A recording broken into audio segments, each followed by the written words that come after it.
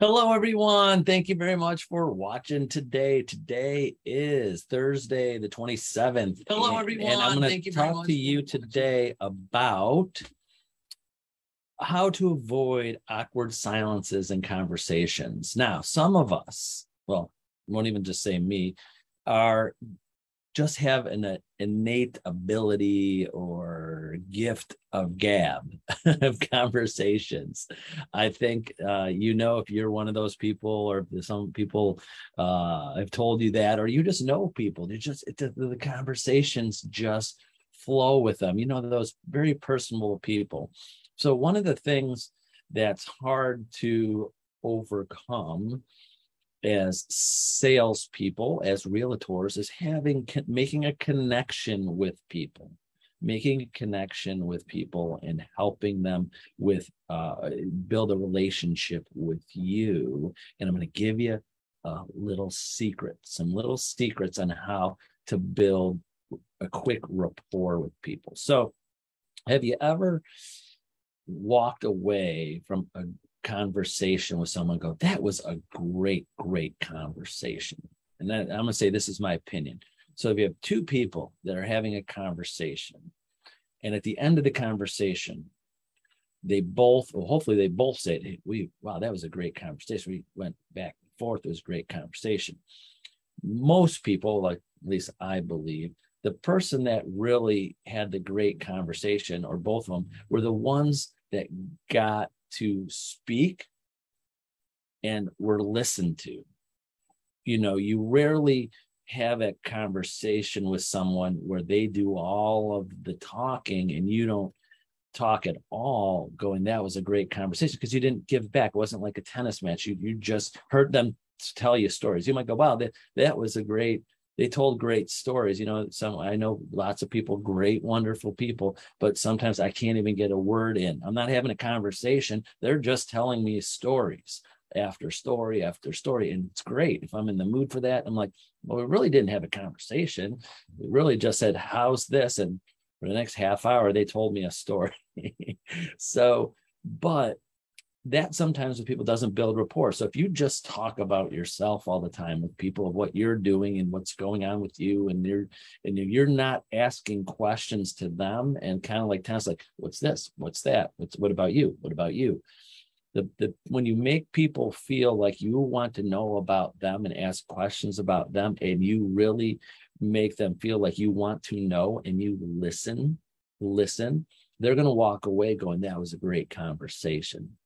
So there's a little acronym that I learned many years ago, and the whole point of this video was how to avoid awkward silence, how to keep the communication conversation going. Not just don't think about it just because you're at a party and with people you don't know, and you're striking up conversations with people. This is good for just that, but also think of it, the business aspect of it. You're building connection with people and letting them know you're in real estate.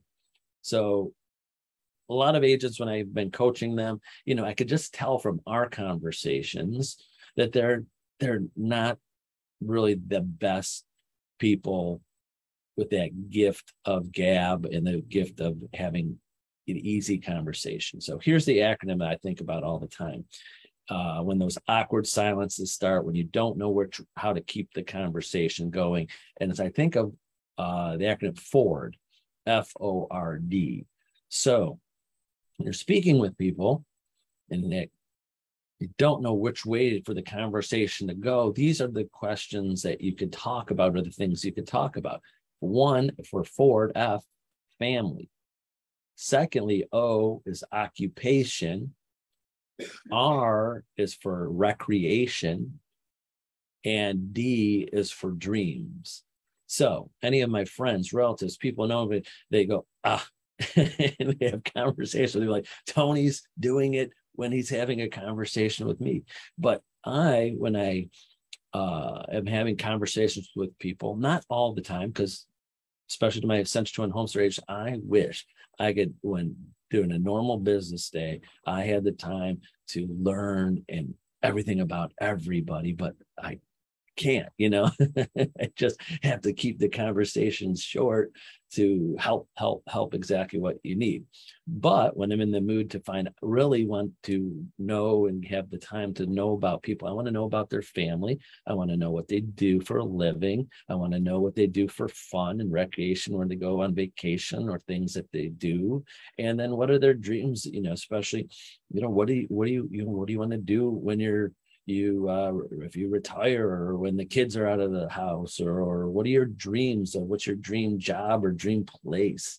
I love these questions. I always love to know about people's families, and how many kids they have and what their kids are up to see if there's a common denominator. Oh, my kids, and so many times I go, I have two kids. I have kids in high school, college. Oh, what college they go to? Oh, my son goes to that college. Or, oh, I went there. And then you start building a commonality. Then you go, what occupation are you in? Oh, I'm this, or I'm in that business. Oh, well, I have a friend that's in that, or a relative that's in. Oh, they work with me. You know, how many times have you had conversations with people, but you didn't think of Ford, you didn't think of family, occupation, you just came up in conversation and you got that commonality. You found out there's something like, oh, I got kids in college. You got kids in college. Oh, you work at this company. I have a friend that works in that company. And then what do you do for recreation? I like to fish. I like to fish. Oh, what are your dreams? Well, I like to retire and live in Florida. Oh, me, I would like to, I don't want to get out of the snow. I want to get out of the snow too someday and be somewhere warmer when it's warmer most of the time. So when you think of these, please think of these Ford. And when you are legitimately asking people about wanting to know about their family, their occupation, what they do for fun and their recreation and their dreams, you will build a rapport. They'll walk away, and when they really feel that you want to know about them and listen to their stories about those topics, you'll build a rapport and a connection with them, and they'll walk away going, wow, I had a great conversation with you. And when you walk away, and they can't wait to have another one of those conversations. So think of these specifically when you're making your prospecting calls and communicating with people. Also, not to go too much into training and not just talk about this, is keeping notes. It's okay to keep notes on people. I do that. I keep notes. I can't remember everybody's birthday. I can't remember everybody has 3 kids and they're this age. It's okay to have notes, even on your friends and family. Obviously you probably know your immediate family exactly, but there's some friends, I have friends from high school, college that I keep in touch with every now and then. Sometimes I forget, do they have 3 kids, 2 kids? Where did they go on vacation? And I'm still connecting with them in a business sense of things. So I want to keep, for some reason, when I talk to people, I could feel it when I tell them this. They feel like it's not genuine.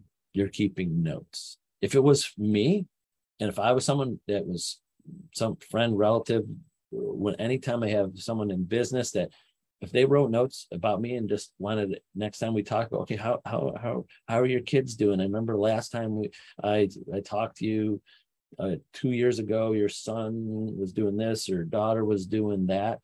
And even if you checked in and they happen to check their notes, I wouldn't be upset by it, because I'm not the highest priority. I don't need you remembering and memorizing everything that's going on in my life. But if you wrote some notes down because you wanted to learn about me and actually check up on me and see how my family's doing, or the occupation I'm in, or the recreation I do, it's okay.